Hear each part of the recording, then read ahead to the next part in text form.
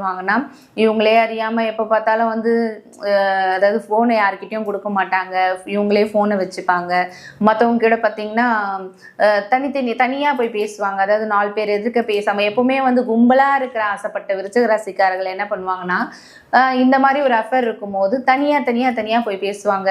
என் ஃப்ரெண்டுங்க வந்தால் கூட நீ இல்லைடா இன்னைக்கு நீ வராத, இல்லை நீ இன்னைக்கு வராதடி, நான் எனக்கு வேலை இருக்குது அப்படின்னு சொல்லிட்டு இவங்களுடைய அந்த கள்ள காதல் அவங்களோட சேர்ந்து எங்கன்னா ஊர் போகிறது, ஊர் சுற்றுறது, இங்கே எங்கன்னு தெரியாமல் வந்து இங்கே வெளியே போகிறது, இந்த மாதிரி அவுட்டிங் போகிறது, இந்த மாதிரி ஒரு விஷயங்கள்லாம் அதிகமாக பண்ணுவாங்க.